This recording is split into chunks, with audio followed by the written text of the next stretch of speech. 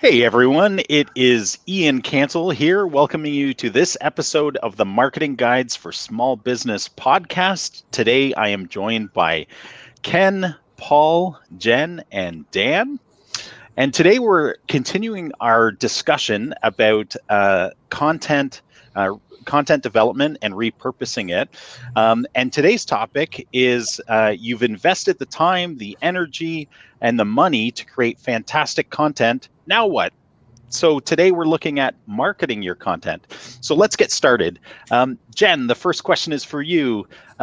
What do we mean by marketing your content, and why would we do this? Why would we do this? So marketing your content would mean, so that famous blog post that you have up on your website, or a checklist, any kind of piece of content that you have up there.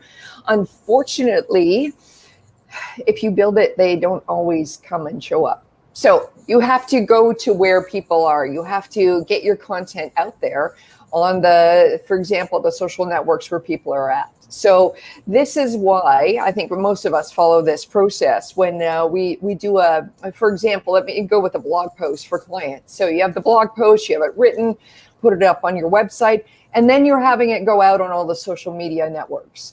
And you're doing that because more of your potential clients are on those networks as opposed to sitting in front of your website waiting for your next blog to go up, unfortunately. So it's really important to promote the information that you have available and not just do it once. We use a term internally here called on rotation. So if you are blogging and creating content that is evergreen, so something like evergreen would be, it makes sense, it's valuable content today, tomorrow, in 6 weeks, perhaps in 6 months. That kind of information can be rotated out on the social networks, often, and not just once, not just the day it's published. So it's important to do that because you have to get your content out to where people are at. Absolutely. That's awesome. And Ken, that leads nicely into the next question. What are some of the best ways to market your content? And are there free ways you can do it and paid ways? And maybe just explain some of those opportunities people have. Yeah, absolutely. So, exactly, what Jen said, in that you want to set up, anytime you publish content, whether it's a YouTube video or anything like that, if there's an opportunity for you to automatically syndicate that to the channels that or people are going to be spending time on, whether it's social, getting it to your website, email newsletters. Don't forget about the power of email to your list. Lists are gold. If you don't have them, build them. Content is a great way to get people to say, hey, this is good, valuable stuff. I'm learning a lot of good stuff here. But don't forget about your local chambers or the associations that you're a member of. If you write a great blog post, maybe instead of publishing that on your website, or in addition to publishing it onto your website, depending on what you're trying to accomplish, getting it out there through your chamber channels. They'll put it on. If it's a great blog post, they'll put it on their website. They'll share links to it through their chamber newsletters that they do, email newsletters they do every week, or whatever their rotation or frequency is. The associations are the same way. Everybody's craving content. They want content. So if you've got quality content and you already have that deep relationship with somebody, by all means, leverage that. And then, I think all of us probably look at doing boosted posts to pay a little bit to drive traffic to our great content that we create. Because as Jen said, just because you build it doesn't necessarily mean they're going to come to it and read it. But and we build out 12-month social media campaigns for almost every blog post we do. If it's not an evergreen kind of a blog post, we don't do that. We keep it more seasonally focused, but you just want to keep doing that. And if you do that, what we see is people come and read that content, they stick around, and then they go look at other content on your website, and it's a huge SEO signal. So you've got to market your content. It's absolutely critical. One of the things that came to mind while you were saying that, Ken, is I I've seen this in larger companies or companies that have kind of the longer sales process. But you had talked about emailing content. One of the things one of the ways I've seen it used and leveraged well is to use that content during the sales process. So meaning, perhaps you haven't heard from somebody in a while and they're an interested party in your service or your product. You can send them a blog post that's relevant to their decision making process, right? And that can be a very valuable way of not just, leveraging content you've created, but actually using it to help people at a time when they need it most. Absolutely. That's a fantastic point. I mean, I was really looking at it and thinking about it a little bit more about how you can automate as much of this stuff as possible. But you're exactly right. If you've had a conversation with a prospect or even an existing client that has a problem that they need to have solved, and you've written a blog post about it, share that with them.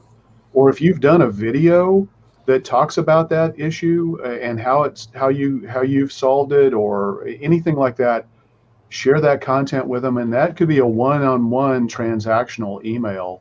And that could be incredibly powerful as well, for converting a prospect, but also retaining an existing customer. Mm-hmm. That's awesome. Dan, are there social networks or other channels that you find have been more effective for marketing your content? And how would a business owner know the best place to share their content on those networks? Like which networks to choose? Yeah, great question. I think one of the ones, I will be totally biased here because I think for business to business, TikTok, right? Yeah, TikTok, Tinder. With dance moves, right? What pictures have you seen? No, the thing that I think is always really, really important for LinkedIn is understanding. I'm definitely, it's hard not to recommend LinkedIn. I will say that. But even as you look at that, there's such layers to that. Like, let's just take that for example. You got your status stuff, you got your article postings, you got your sales navigator search and how you can find people, and then the in-mails. But even within that, the method of how we communicate in that is changing by the day. Literally yesterday, I'm really excited about this tool. Vidyard has done this amazing tool that is like an extension on your in-mail in-message to prospects or connections. And so you can actually just click on something and say, hey, so-and-so, I was reading about your company and I, just wanted to reach out, not in a silly way, but I think that you're going to see more and more of this. So in answer to your question about, the different types of channels, that's one where in itself, there's probably 4 or 5 different avenues of how you can communicate. And I got this very question maybe an hour ago from someone, and my point of view on this, and I hope it's not blasphemy to SEO people. I think you got to experiment and put it out there. Like, I know that you might say duplicate content is bad, but if you're going to do a blog, for example, put it on your site, put it on Medium, put it on LinkedIn, put it on, do a video of it. Right now, there's no wrong way at that point to do your content. It's more about what is, the collection of 3 or 4 channels that you believe works very well for your particular audience and measure against them. It doesn't mean, oh gosh, that post did bad, so I should not do LinkedIn anymore. It means like, let's see what's working. There's a lot of experimenting that should be going on. Certainly there's not one way to rule them all. So that's from a business to business standpoint, that's my recommendation. Yeah, and also that kind of follows along with what I was talking about. If you're a member of an association, you may get more value out of posting it directly on that association site and leveraging their SEO, then putting it on your website for your own SEO purposes. So you're exactly right, Dan. You've got to experiment. And the key thing I think is post on multiple channels, but just give a little bit of thought about where is going to get the most SEO value for you, because that's where you want to post it first, and then you can repost it on other channels. And Dan, you can share content with groups as well. Like if you're a group of within, whether it's LinkedIn or Facebook, wherever it is, you can share your content with those groups. And in essence, you've already whittled down or targeted who those people are. Like they may be suppliers of a particular type of group. Like I'm just thinking, like with dentists, I'm a part of like dental groups, dentist groups, dental marketing groups within LinkedIn. And those are places I like to share content because we're targeting those particular types of people. But any business could do that, correct? Yeah, absolutely. I think you probably, we always talk about e-newsletter lists, but I think this is the same principle, is that you should have almost social media lists, if you will, of, it's the same thing. You want to, no matter what format, really, there's got to be different relationships that you're going to have with different people that deserve their own messages to some degree. And by the way, it goes without saying, those messages don't always have to originate from you. It can be, I curated this and I thought this was good for you. Or, I think this is really a good way to do it, is looking at some strategic partners or people that, you just really, you like, and you kind of want to, make sure that their stuff gets out there. So I'll just give you an example on LinkedIn. You don't have to have Sales Navigator to do this, but I use it for this purpose. Is I have like 100 people who are my friends, colleagues, people I just really respect. Any of the folks on this call, of course, but any marketing consultants, people that I really, we have an alignment with. It's boring to some extent to just blast out your own stuff, your own voice. I would rather say, oh, what is Ian posting about today? What is Ken posting about today? And suddenly there's a bigger community within a community, if you will, of, some nice alignment. And in doing that, hopefully it's kind of a reciprocal effect that's going to happen. You post something from Jen's like, oh, okay, I'll have it top of mind. Maybe I'll post something from him next time. Yeah. And so I don't think you have to shoulder that burden all by yourself. Yeah. We've talked a lot about LinkedIn, but for the businesses that are listening in, I'm just going to open this up to anyone. It can be Dan if you want to answer this, or it can be anyone. But how would a business go about finding, knowing that you can't spend tons of time? In fact, I haven't finished my sentence, but you can't spend tons of time on every single social network. Like most businesses don't have the time, the energy, the resources to do that. So I often recommend to clients, choose one or two social networks where, and really focus your energy. But how would they choose those? Anyone want to jump into that? Yes, I'll jump into that. Yeah. Through testing, really. I mean, and that's where it may take a little bit more time in the beginning. But the hurdle we run into is business owners oftentimes bring in their personal either love or hate for certain social networks into deciding what they're going to do for their business. And the thing is, you may be cutting yourself off from a huge amount of potential clients that way. So I would say if you hate Instagram, Twitter, LinkedIn, whatever it is that you hate, let's do a few tests to see what's happening on that network and see if it's receptive to your potential clients. But even before doing that, you can do your own audit on the networks and see what kind of conversations are going on in your industry about your product or service that, should you jump into? Should you be a part of that? So I would really caution the either negative or overly positive a desire to be on a certain social network or away from a certain social network, because it could really be cutting you off from a, new client. But if you despise Facebook, I understand. I'll add to that too, that if you're going to test, and a lot of people, and we all do it, it's easy to do, where you broadcast the same thing, the same exact post to all of the major social media channels. And sometimes that's okay to do.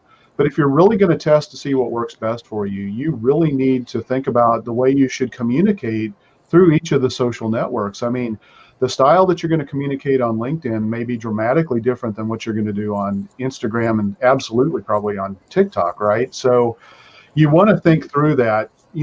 A great example of that is hashtags. Hashtags are so much more important on Instagram and Twitter than they are on Facebook. And when you write a post and your primary channel is on Instagram, but you load it up with a bunch of hashtags, that's obvious to anybody who's using Facebook on a regular basis that what you're doing. And it may be a turnoff, and maybe it's not, but even the style and the tone of voice that you use on a channel like LinkedIn is going to be radically different. So you want to make sure you're thinking that through as you're testing. Yeah, I mean, I would simply add that don't forget to look at your competitors too. The people and the people who are your true competitors, the people who are overlapping in some of the content that you're putting out there that you tend to go head to head with. Where are they communicating? Because that can be an influence. But I will say this: I tend to go narrow and deep when it comes to choosing, no matter what those are. And I think the more you can be all in on some of these after a certain point, the better. I do not really personally recommend, trying 10 different channels just because, my kid in college says Instagram is where it's at, or, TikTok I hear is hot. That's like the worst thing ever to pick a social media channel by. Clubhouse is that's the one right now. But I think you always have to come back to what are the people in my industry using, and how are they saying this stuff? It doesn't mean that you have to do the same by any means, but it will definitely give you a pretty good idea of what you should have on your short list, and then kind of say what feels natural for me. Just because somebody's doing a Facebook Live doesn't mean that you have to be doing a Facebook Live too. So, but I find it does help a lot for narrowing down, say, the top 3 to 5 on your list, no more than that. Awesome comments. Something Jen said, I feel obligated to make a public service announcement at this point in this podcast. Oh boy. For the safety of business owners out there, do not make decisions through your own filter, your own likes and dislikes. We see this all the time across clients we work with, prospects we talk to. If you don't like email, do not count out email marketing. If you don't like Facebook, don't count it out. Maybe that's where your ideal customer is. So a great way to overcome that, and this is a plug for the guys on this call, is hire a third-party objective marketing consultant that can actually guide you through that process, because we see it all the time. We all have our own unobjective filters that we look at the world through, and if we let that guide our business making decisions, we will make some bad ones. So that's my public service announcement. No, that's a great point, because I think there's a lot of people in leadership roles, and we've heard this a million times. Oh, I can do it myself. I can just do this. I can just do that. I can just go up and do content, no problem. Well, with all due respect, I think there's a couple problems with that, which is, number one, I think if you try to do it, it may not sound or look as good as you think it does. And that's one thing. But number two, is it taking time away from other things that you have to absolutely do? It's not a question of can you, it's should you. Yes, you can go and do your video and you can rip off, Facebook Lives and things like that, or try to bang out a blog. But is it taking any time away from your new business development, from your account service, from your other things that hat has to be worn by you? Like, you can't pass that stuff off to somebody else. Whereas your content, you can. And that is something that it's, any one of us, I think we don't go to our corners necessarily and say, we're never going to show this to you. It's more that part of the job can be done by somebody else and save you a whole lot of time. Like content marketing. What content marketing say? Yeah.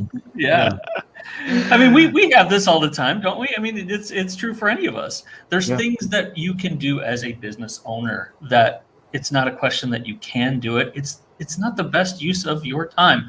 Somebody smart on this call once told me that, actually. Like, you should not be doing that, Dan. You're right, Jen. So, yeah. So, I thought I was. She's right. So, we're like a bunch of siblings here. Having said that, though, there is a really good book out there that helps guide you on making understanding enough to know that you're hiring the right person, and maybe there's some things that you can do there, and it's called the Content Guides or Content Marketing for Local Search, right? I've heard Absolutely. of that. I've heard of that book before. Yeah. Go out and buy that book, everyone. It's a great gift. Hey, I'm going to jump into the next question. This one's for Paul. In previous episodes, we've talked about the importance of tracking and measurement of all your marketing activities so that you know if you're being successful or not successful, what levers to pull, what levers not to pull. Are there ways we can track the effectiveness of our content marketing efforts to know whether we're doing it right, wrong, needs to be tweaked? Tell me about that, Paul. Yes, absolutely. In a digital world, pretty much anything can be tracked. And usually when someone asks, can this be done? What they're really asking is, how can I do this? And that's a much more involved question. And if you're paying to drive traffic, then whatever platform you're using is going to have data on that, and you set up conversion tracking, and that platform will give you that data if you know where to look. A good way to do it, especially from an organic standpoint, if you're not paying, is to use Google Analytics. And that's where you get into the how do you do it, because you have to set things up in Google Analytics. You have to set up goals within Analytics. So it's a more involved process. You can use UTM parameters, which no one is going to do except a marketing agency that knows how to set those up. So yes, it can absolutely be done. It's the how do you do it that gets involved, and is probably more involved than what someone is going to do on their own. Yeah. So there are ways, and that's the important thing to know for business owners, that yes, absolutely, there are ways to track it and measure it, and again, it helps to have expertise helping you. Mm-hmm. Jen, are there potential challenges for marketing content that our listeners should be aware of? And if there are, how can they overcome those particular challenges? Yeah, there is. But I just want to leap back to something that Ken said that I wanted to comment on as well. So Ken was talking about, okay, if you're speaking with a client and they're at a certain level in the sales cycle with you, a good thing to do could be to send off a blog post about that topic or those questions or where they're at, before they buy from you in an email. And, it's really important for us to remember that we're not just doing that for the case of, putting our content out everywhere. As we're getting to know potential clients, we don't know if they, do they learn and retain information best if we're talking to them on a Zoom call? Is it best that they go away and they read some of the information to really retain it and, build the trust with us? So the idea of having your content go out to support kind of what you just said in the meeting or something like that, it's very, very useful. And we just have to remember that, folks retain and learn and take in content in a whole bunch of different ways. So it's another way we can, get more mileage out of the content. That's a great point. But if you're talking about the challenges of it, I mean, the challenges that we run into is just, oh my goodness, like we have to do this cycle again and again with every blog or every piece of content. We have to put it out there. Don't people get tired of hearing about us? So we face that kind of, and again, it's funny that you said it seems to be the business owner getting in their way. I don't want to bother people too much. I've said that already. I'm smarter than this. Why am I talking about the 101 level thing?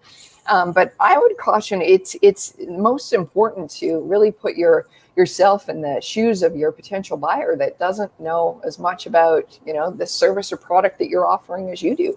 And, coming to them at their level is absolutely just fine.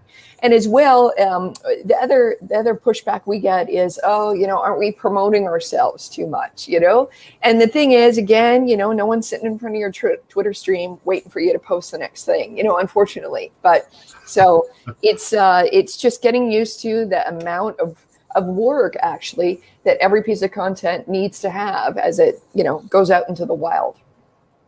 I remember in the corporate world where I worked for a long time, you learned eventually that as much as your boss is your advocate, there's no greater advocate in your career than yourself. And in fact, that was advice given to me by a boss. And I think it's true with your business as well. In something you said there, Jen, is that you have to advocate for your business because no one else will. I mean, occasionally you'll get some props from people. They'll give you reviews, they'll give you testimonials, they might refer you, but nobody else will care as much about your business, its success, the content you're creating as yourself. So don't assume, anybody else is going to care as much as you. So I thought that was a very good point. If you're solving a problem, why wouldn't you want to share it? Right. Right.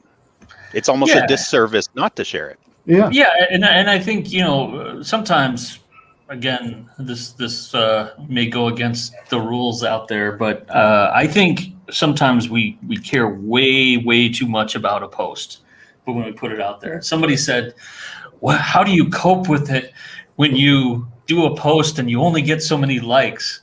I'm like, damn it, it's a post. Like, who cares? Like, it's a freaking post. Like, it's not, you're not dying. Like, it's a post. Like, so just get up tomorrow and do another one. And you just keep going. And it's not, I can tell you personally, I mean, this is not something I say to my clients, but for me personally, I don't give a damn what, whether a post gives me 3 likes or 300 likes. It's more important in that moment for me to get it out there. We are our own worst enemy sometimes about that. And it really is like, hey, I got to put it in a draft folder. I got to make it perfect. And you're not Hemingway. Like, just put it out there. And this is something that people need to hear. Perfection is going to be your enemy when it comes to content. And I cannot impress that upon people more as they think about marketing it. Because you always have a moment, we've talked about this before, you always have a moment where you can evolve it later on and refresh it. We were just talking about that. Mm-hmm. So don't worry about, it's not going to go in the art museum. But it is going to help a lot of people with what you have to say. So don't rob them of that.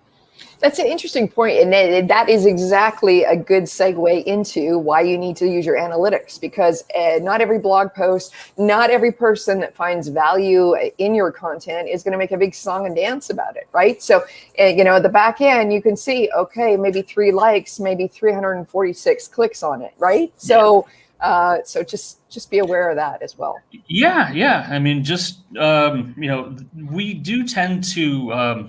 There's a guy I follow, and I wish I could remember his name right now, but he had a very good point, whoever you are, that he said, likes, we get wrapped up in the likes. We get wrapped up in the shares and the comments. We don't tend to look as much at the views, because sometimes we look at this stuff, we read it, and, we're still absorbing the content.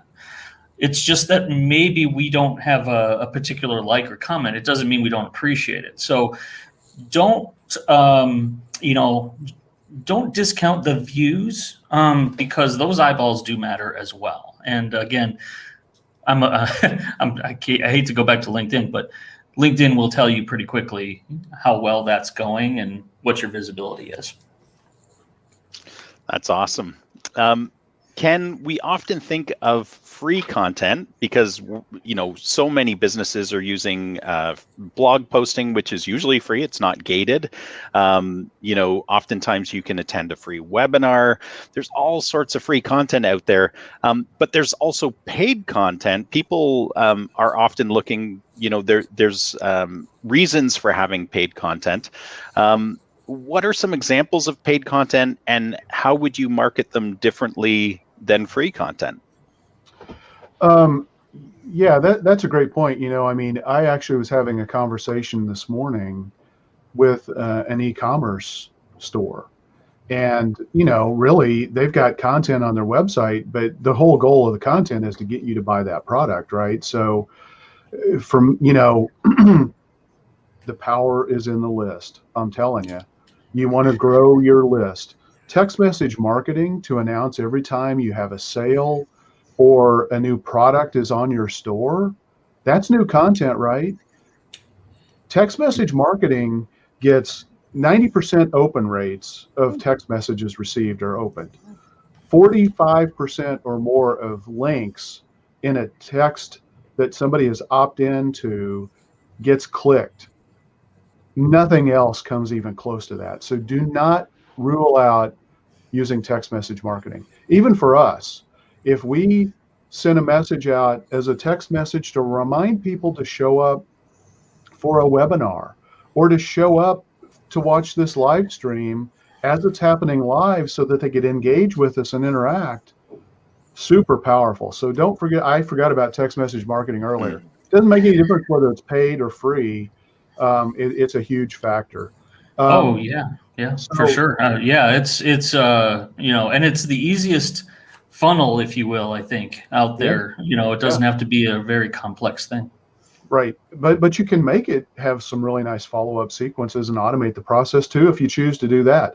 Yeah. So, if you're putting together a course, where somebody is going to be watching a course, again, if you're trying to get people to pay to join that, I think everything we've talked about here would apply for free and for paid strategies.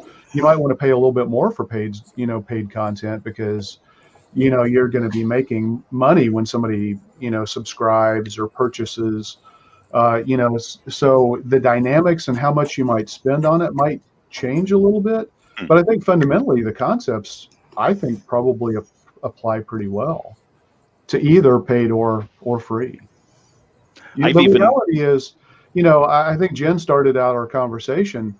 When you create it, doesn't mean that they're going to come and view it. You've got to help them. Now if you're a powerhouse like, do I find Neil Patel's content organically through search? Or do I go read the content because I'm on his email newsletter? I'll tell you, I read it because 90% of the time because I'm on his email newsletter. The other time is I'm doing a search because I have a problem, and then I'm going to find his content because he's got a lot of content. He does a fantastic job with SEO, but he's focused on solving problems, which is what I tend to search for the most. And so from that perspective, don't forget about the power of the list. Yeah. It's gold. And I think, at the risk of saying something that people might already know, I think it's worth repeating is that, sometimes people just race out there and they throw emails on a list and shoot it out there and gosh, why am I in trouble now? Right. So I think I absolutely agree. If you, I believe if you start off with maybe just a really nice email personally to them, and it might take some time, but say, hey, Ken, I thought since we're connected that you might enjoy getting this e-newsletter that I'm about to put out. I think you'll get a lot of value out of it. If you don't want to be included on the list, just let me know. Something like that. Yeah. And anyone correct me if I'm wrong in saying this, but I think if you do that as a preliminary to your list, then you'll be in great shape. And my gosh, if you can have even 200, 300 people on a list and it's all clean and it doesn't bounce back, and you've, had that kind of that message to them, I think it'll go a long way towards your ongoing relationship with them through your e-newsletter. Yeah. And if you're selling like an e-commerce solution, a product off of an e-commerce site, for example, going back to your past customers and getting them to come back and buy again, we've talked about the power of that. They already know, like, and trust you. So again, it's like, just because you put a new product on your store doesn't mean that people know that it's there. You still have to remind people and drive them there. Yep. One of my favorite free/paid content marketing things I've seen is authors that put out a really great book, and it's probably self-published, but they are offering the book to you for free, but you have to pay the shipping. And I think that puts some skin in the game, and it's kind of a neat way. Obviously, a lot of effort has been put into building that content because it's a book. And now they've figured out a way to, and make it a paid and a free kind of thing. Yeah. Dan, a lot of content will have tons of copywriting involved because you're communicating, you're talking to people, you're sharing information. Talk to me a little bit about the importance of having great content when promoting and marketing your content. So not in the content itself, but now in the marketing of that content. Is copywriting important? And talk to me a bit about that. Yeah. I think there's definitely, it's just a huge thing, because I'll give you an example. Let's say that we have uncovered 100 prospects through whatever social media channel that we're using. We've talked about funnels before and the importance of how your messages should be. Well, think about the messages you get every day through email, through LinkedIn, maybe even through Facebook, and from people who are cold pitching you. And it's just like, there's no effort to do any relationship building whatsoever. And the second email you get from them is, "Hey, Dan, just bumping this thing up to the top." And I'm like, what am I looking at? And it's just, there's no effort. And the point of saying that is, we have to get really good about making every single message count in a different value added way. You can't just rely anymore on putting one message out there and then just, reminding them that, "Hey, I sent you this. Hey, I sent you this." It's got to be different every time in the cadence. So is it an ebook, and how are you introducing that ebook through your content? Is it, a checklist? Is it a video? Is whatever it is, a piece of news? All of these things have to be introduced when you market it, and it all has to be written in a pretty compelling way to introduce it. So I think the need to have even right down to social media blurbs, believe it or not, whether that's Facebook, Twitter, LinkedIn, even Twitter, 140 characters has to be compelling. So all of that stuff has to be, in my mind, very easy to get into and conversational. You don't have a lot of time.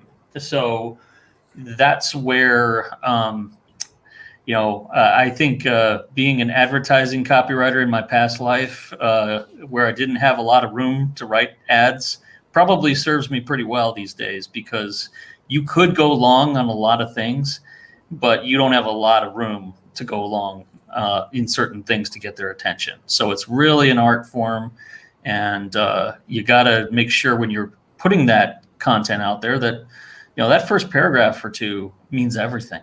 It does. And if you can't do it in a good, compelling way up front, then kind of shooting yourself in the foot. And from the sounds of it, this would apply to Google ads, Facebook ads, Instagram ads, wherever you're advertising, LinkedIn ads. Make sure it's compelling. Anything that can be written is an opportunity. And it doesn't matter, I will put it right down to, this is a form of marketing your content, really. In your profile on LinkedIn, again, I will say that there is a new thing called creator mode, and it's going to roll out. Well, it is forcing a lot of us to, we have an about section about each of us, where we can write a whole lot. We only get about 3 sentences to say who we are and what makes us different now, and without clicking on anything. So that's a form of marketing yourself and marketing your content, because if they aren't caught by that, they're not going to click. And that's how we have to view all this stuff. If there's no clicking involved, is it compelling?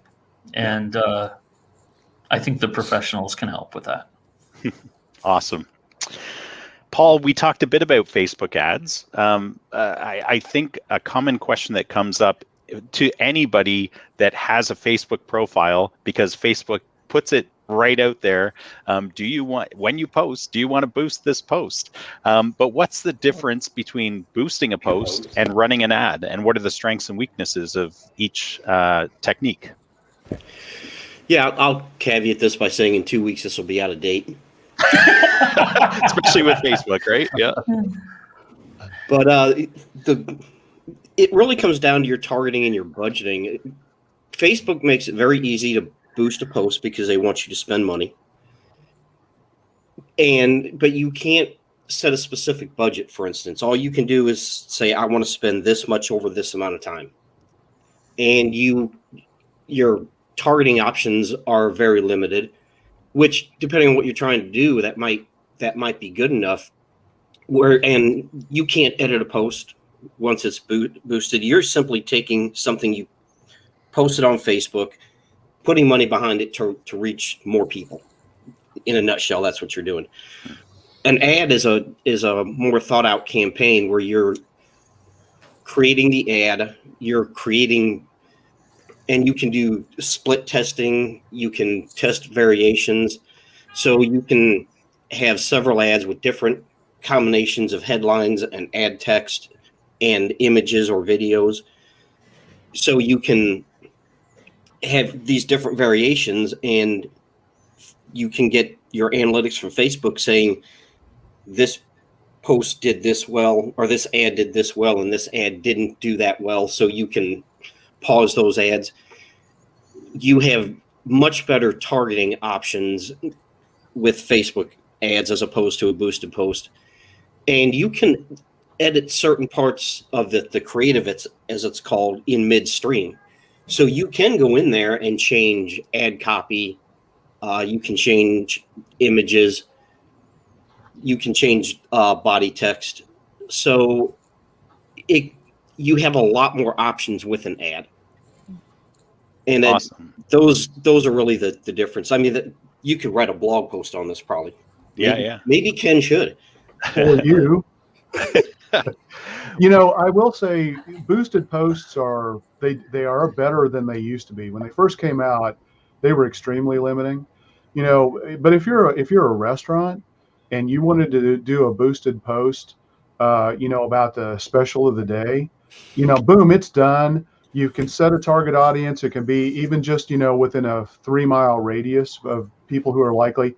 You know what? That's perfect. I mean, you're not going to get any better performance if you went in and built an ad. Oh yeah, boosted posts definitely have their place. Yeah, absolutely. So there's a time and a place for sure. And those differences, depending on what you're trying to do, those differences can be significant. Yeah.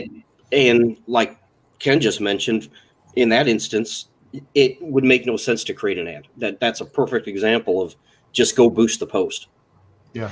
My life is extremely busy, complicated. So when I hear certain things, I try to oversimplify them so I can understand them and lock them away in my brain.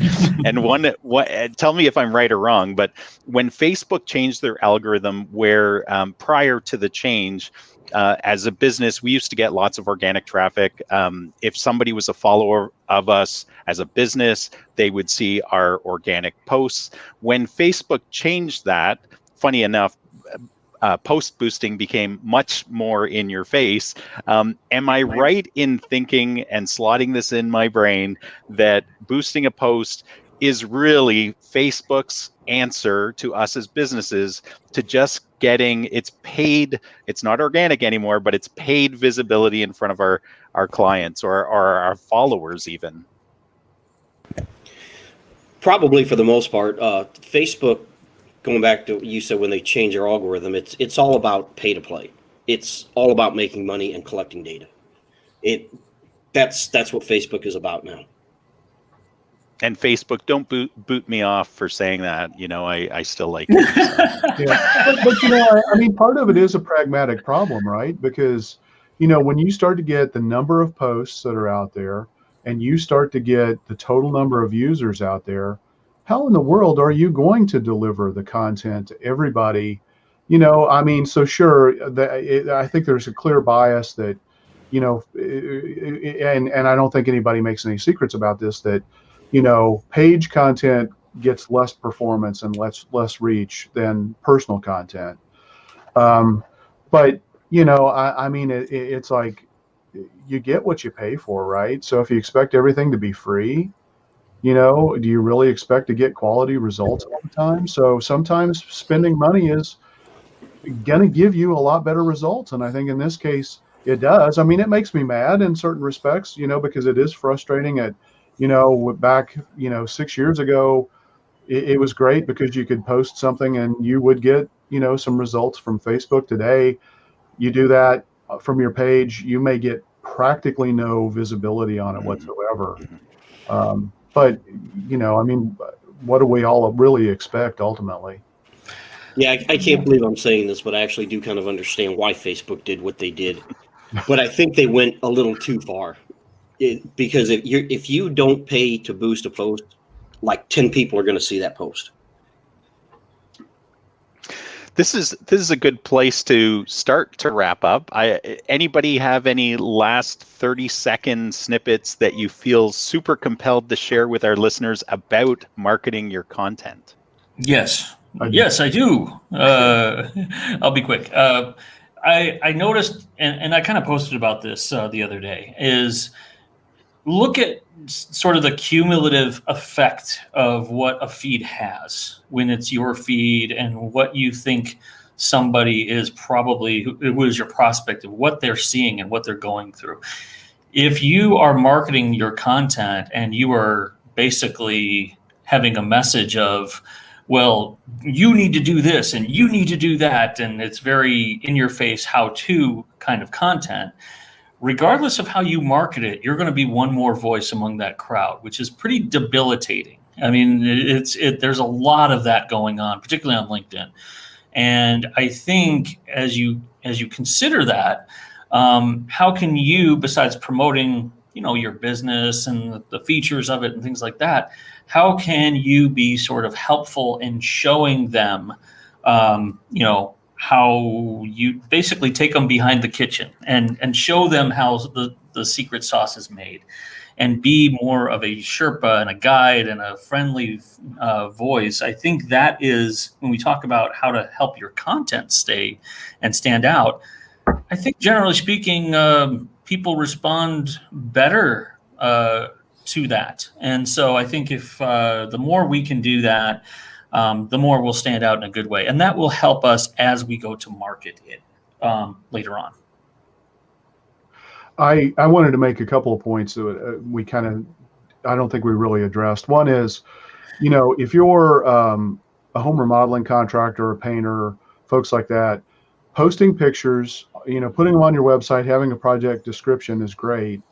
Share those pictures on social media and don't just put them on social media though, drive people back to read the project description, because that's where you can say, here's the problem we solve for our customer.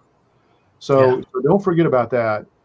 You know, if you're a restaurant, post stuff, drive people back to your menu, you know, get them or drive them to their online ordering when you're posting pictures. So don't forget about that. Two other things. One is I know a lot of people freak out because they see posts that happen that we do. We get this all the time from our clients. You're posting too much on social media. No, we're not. Posting twice a day on Facebook is on your Facebook business page is perfectly acceptable. As a matter of fact, I think it's the critical number you should be thinking about. LinkedIn, I don't know the statistics on. Twitter, you can do more. Instagram, you can do more. You might want to post 4 times on those channels. Again, some of those posts are just, status updates. Some of those posts are going to be to try to drive traffic back to the content you created. And then the last thing is curated content. People, we always get this as well. Why are you posting to other people's content, to my competitor? And it's like, I'm sharing valuable information that people are attributing to you as helping them solve a problem. And yeah, they're a competitor, but they're 500 miles or 2,000 miles away. So they're not a competitor. They're not in market, but they have good ideas, good content. And as Dan talked about before, reciprocity. If people see that we're sharing content, maybe they'll share some of our content as well. True. Any other thoughts? No, my parting thought is, and it's a reminder, because everything these 5 people on this podcast believe in is be strategic. So when you're creating the content, know what the strategy is and the reason and the purpose and the audience is, and then measure it and have goals for that content and keep track of it. And I probably just opened up a can of worms with everyone, but this has been a fantastic topic, guys. We've gone on a little bit longer than normal, but I think it's been really valuable to our listeners to understand, how to market your content and what that can look like. Thank you each for sharing your thoughts, and thank you to the listeners for joining us. Remember, if there's a topic our listeners you want to hear about, drop us a line, and we'd be happy to talk about that. Have a wonderful week.